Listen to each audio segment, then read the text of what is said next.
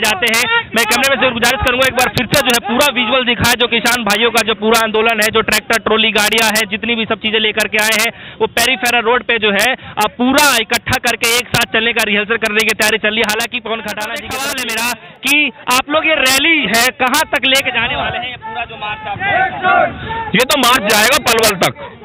आज का जो मार्च है वो मार्च जाएगा पलवल तक, और पलवल से जो किसान है वो भी इस मार्च में शामिल होने के लिए उधर से चल रहे हैं।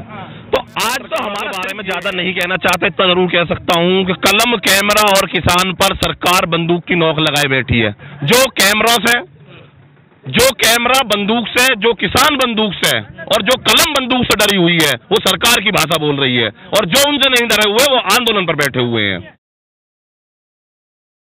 इस वक्त हम मौजूद है पेरीफेरल रोड पे। हालांकि किसानों का जो आंदोलन है लगातार जारी है। किसान जो है पूरा ट्रैक्टर ट्रॉली के साथ जो है मार्च करने के लिए पूरी तैयारी कर चुके हैं। हमारे साथ पवन खटाना जी मौजूद है, जो कि किसानों के बहुत बड़े नेता माने जाते हैं, और साथ ही साथ में जो किसानों भाइयों का जो ट्रैक्टर ट्रॉली का जो पूरा आक्रोश है, पूरी जो जुमान है वो देखने को मिल रहा है। एक बार कैमरा मैन से गुजारिश करूंगा पूरा जो विजुअल से दिखाए। हालांकि किसान भाई जो है अन्य जगहों से आ रहे हैं। आइए बातचीत करते हैं कि किस तरीके से पूरा आंदोलन चलने वाला है। सर, सबसे पहले आपका स्वागत है सूरज में। क्या होने वाला है आज के दिन?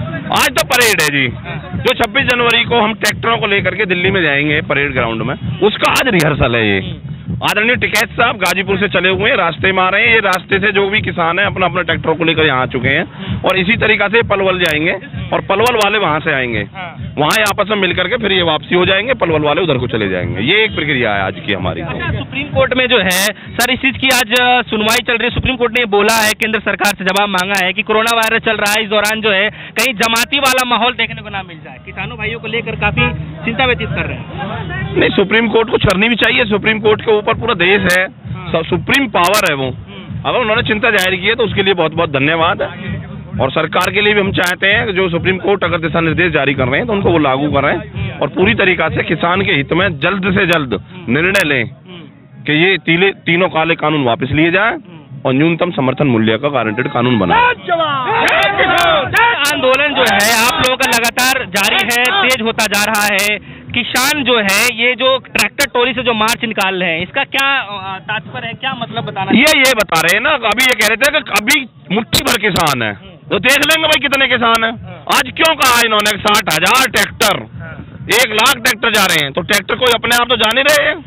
ये ऐसे नहीं है ट्रैक्टर का जो ड्राइवर नहीं है, बगैर ड्राइवर के ट्रैक्टर जा रहे हैं। ये ट्रैक्टर ड्राइवर लेकर जा रहे हैं, और हर ट्रैक्टर में आप देख लो कितनी भीड़ है, तो उसका आकलन कराया जाएगा। और जो धरना पर बैठे हैं वो धरना पर बैठे हैं, जितना भी बॉर्डर पे बैठे हैं वो बॉर्डर पे बराबर बैठे हुए हैं। बॉर्डर के बैठे हुए कोई किसान को कहीं नहीं छेड़ा गया है। जो आम जनता है जिसमें ये आक्रोश है कि ये जो आप लेके आए हो काले कानून, इनको वापस लो। अगर आप वापस नहीं लोगे तो ये आंदोलन और व्यापक रूप लेगा। सरकार को समझना चाहिए कि इसमें ज्यादा समय नहीं न ले, और इनको न्यूनतम समर्थन मूल्य का गारंटेड कानून बना कर दे, और तीनों काले कानून वापस लिए जाएं। अच्छा पवन जी, मेरा एक सवाल है यहाँ पे कि ठंड का समय है, ऊपर से जो है बारिश भी लगातार पिछले 2-3 दिनों से हुई है। इस दौरान जो है किसानों को लाठी चार्ज भी किया गया है, तो आखिर में किसानों का जो इस समय है आंसू पोंछने के समय जो है उन पर लाठी चार्ज और आंसू गैस से गोले छोड़े जा रहे हैं, कैसे आप देखते हैं? तो ये तो सरकार को देखना चाहिए भाई। हम पे तो लाठी से कोई फर्क पड़ रहा ना गोली से कोई फर्क पड़ रहा। हमने ये कह दिया कि हम यहाँ शहीद हो सकते हैं, मर सकते हैं, विल वापसी नहीं तो घर वापसी नहीं। वो गोली चला है, लाठी चला है, जो उसके पास संसाधन है वो कोई भी चला है, हम वापस नहीं हटेंगे। जब तक काले कानून वापस नहीं लिए जाएंगे तब तक आंदोलन जारी रहेगा। बीच की नरमता बता रहे, कह रहे दोनों में से जब तक कोई एक पक्ष नरम नहीं होगा तब तक बीच का रास्ता नहीं निकलेगा। नहीं तो दोनों का पक्ष तो एक ही है, सरकार हमारी तो है और हम सरकार के हैं, तो फिर 2 पक्ष कहाँ हो गए? पक्ष तो एक है। किसान और सरकार के पक्ष को 2 भागों में ना बांटे, और सरकार भी ये ना कहे कि भाई ये दूसरा पक्ष है। हमने तो चुनी थी सरकार, क्या बुरा कर दिया हमने? अगर हम सरकार चुनते हैं, हमारे लिए बिल लेकर के आती तो हमसे वार्ता करें ना पहले। किसके लिए वो बिल आए हैं, किसके साथ बैठ करके वो बिल बनाए हैं, कौन ड्राफ्ट में बैठने वाले थे, कौन वो लोग थे जिन्होंने इस ड्राफ्ट को तैयार कराया? देश का किसान नहीं चाहता, देश का किसान यूनियन नहीं चाहती, देश का कोई संगठन नहीं चाहता, तो आप क्यों तरीका से इस तरीका से गलत लेकर आ रहे हो? जो बिल हमें चाहिए नहीं और जो चाहिए उसको आप लेकर नहीं आ रहे। हम कह रहे भाई MSP पे कानून लेकर आइए, क्यों लेकर आ रहे भाई कानून? अब जो चीज हमें चाहिए वो नहीं मिल रही है, और देश की सरकार को ये सोचना चाहिए कि हम 60 साल की कांग्रेस को उखाड़ सकते हैं। ये कै दिन के हैं, इनको विचार करना चाहिए।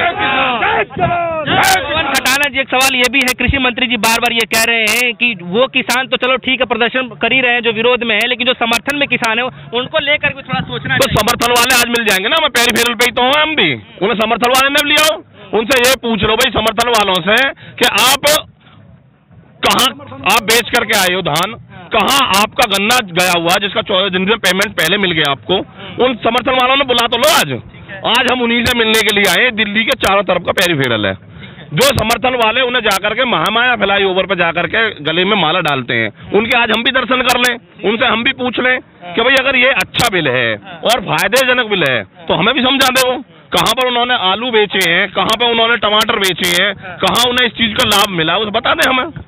अच्छा, पूरा राजनाथ सिंह जो है उसका कृषि मंत्री जी जो है वो आकर कह रहे हैं कि 1-2 साल का समय दीजिए तभी जो है इसको रूपरेखा समझ में आया किसानों को। अब जो है बड़े एक पत्रकार हैं रजत शर्मा जी, वो भी कह रहे हैं कि 1-2 साल को किसानों को समय देना चाहिए तभी प्रैक्टिकली समझ में आएगा। क्या आपको लगता है ऐसा? देखो, मैं पत्रकारों के बारे में ज्यादा नहीं कहना चाहता, इतना जरूर कह सकता हूँ कि कलम कैमरा और किसान पर सरकार बंदूक की नोक लगाए बैठी है।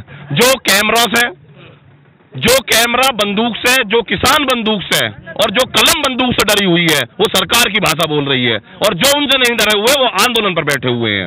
वो जो डरे हुए हमारे पत्रकार बंधु हैं, कहीं ना कहीं उन्हें ये लग रहा है कहीं ना कहीं हमारी दिक्कत है, बस वो ही उनके पक्ष में बोल रहे हैं। पता सबको है इनका भी इलाज होगा, उपभोक्ताओं का भी। भाई ये जो बिल आए हैं ये उपभोक्ताओं के होंगे इलाज इसमें, और क्या उपभोक्ता ये पत्रकार नहीं रहेंगे? ये भी रहेंगे।